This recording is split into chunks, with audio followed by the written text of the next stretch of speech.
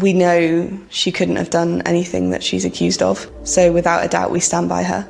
I've grown up with Lucy, and not a single thing that I've ever seen or witnessed of Lucy would let me for a moment believe that she was capable of the things she was being accused of. I got nightmares in my head, I fear thoughts build up until I can't hear. My mind fills up into a creature, and it haunts me somewhere much deeper. I got nightmares in my head, I fear the thoughts build up until I can't hear. That my mind fills up into a creature, and it haunts me somewhere much deeper.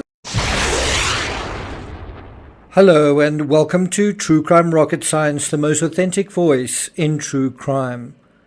Because introverts are introspective and tend to close themselves off, they tend to find it twice as hard to find love and form attachments. They're less comfortable putting themselves out there. They also find romantic relationships exhausting and draining.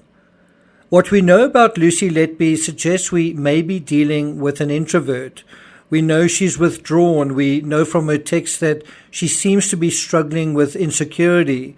We've been told by those who know her that she's reserved and shy. Introverts are also good at hiding their inner feelings, and it appears if Lucy did have an affair with Dr. A, she hid it very well. Lucy's handwriting is also modest and small, indicative of a reserved and introverted individual, and I'm referring to her handwriting in the sympathy cards that she sent. Her handwriting also reminds me of Chris Watts's handwriting. Watts's quiet gentleness, as well as his nice guy vibe, they were both misinterpreted by those around him as meekness. But it's a mistake to think of introverts as quiet. The quiet exterior doesn't mean there's a quiet interior. In fact, quite the opposite. Before we get to that, if you haven't subscribed to the channel, please do. If you're finding this analysis useful, please like, share, leave a comment. You can also hit the thanks button, and let's get started. According to the Daily Mail, quote, the serial killer was described as appearing shy and reserved, but would let her hair down and be goofy and bubbly when around close friends. And she apparently told these close friends not to come to court to support her. Introverts are introverts often because they have difficulty controlling their emotions, and one emotion in particular, anxiety. And I think the first step to seeing the real Lucy Letby is through the prism of anxiety. If you weren't paying attention to Lucy's testimony in court, you may have missed how this singular aspect manifested in the courtroom with everyone watching. And we get some great first-hand observations from the BBC's Judith Moritz.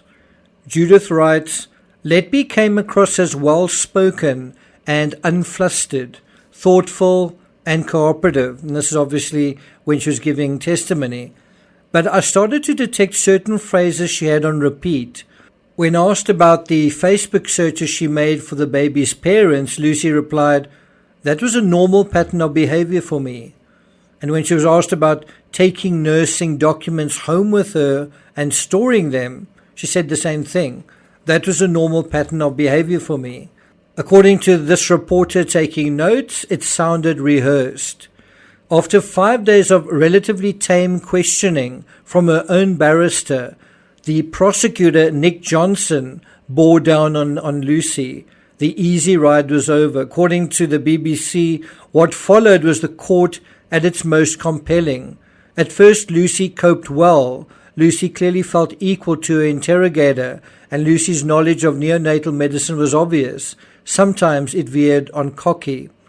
Well, now we're seeing a different side to nice, quiet Lucy, aren't we? I mean, cocky is the opposite of shy, withdrawn and reserved. I suspect when Lucy started working in the neonatal unit, she also started well and seemed to cope with the adversity. Except the emotional demands of a neonatal unit can be extremely tough, and sweet Lucy, I suspect, wasn't emotionally resilient to deal with these demands, hence the anxiety. we saw precisely the same unravelling in court. According to the BBC, quote, Lucy disagreed with established nursing guidelines, disagreed with senior doctors, disagreed with medical experts. There were even moments when she tried to outsmart the prosecutor, Johnson. Those instances never ended well. So can you see that suggestion of cockiness we saw earlier was all too real after all? Going back to the article, the prosecutor picked holes in her testimony, pointing out differences between what she told the police after her arrest and what she was saying in court. He found examples of her disagreeing with herself, highlighting evidence she had previously agreed and was now disputing. You're lying, aren't you, Lucy Letby? He'd ask her. You enjoyed what was going on, didn't you, Lucy Letby?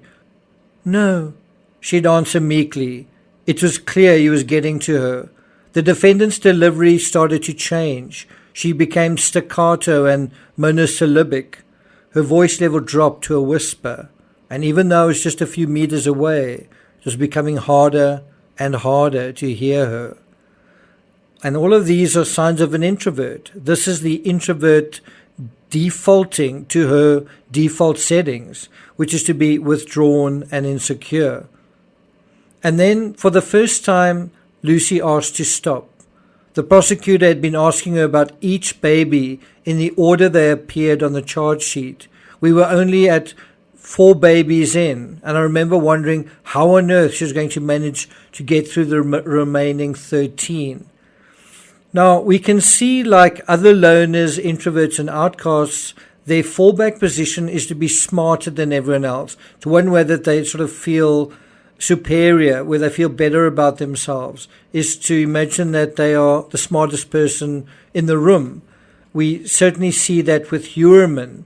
We see that to some extent with Lucy in a courtroom, and also to some extent with Chris Watts. Remember, the introverts live their entire lives behind a mask. Much of their mask is about pretense, pretending to be nice, pretending to be cool under pressure, pretending to be something that they're not, but it's not real. In reality, they're terrified.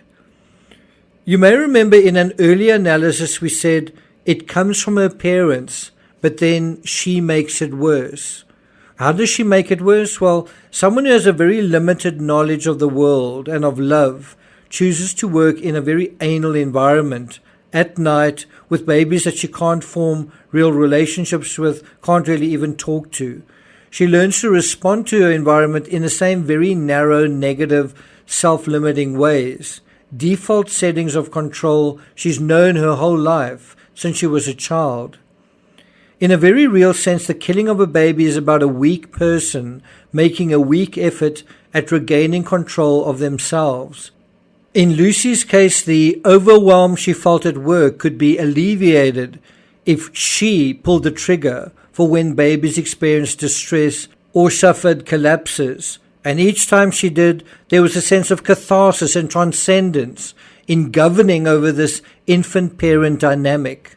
Whenever she initiates an incident, she becomes the center of the universe, and a feeling like a power trip takes over her. For someone as socially powerless as she is, this soon becomes an addiction. Thank you for listening, and I'll see you guys next time.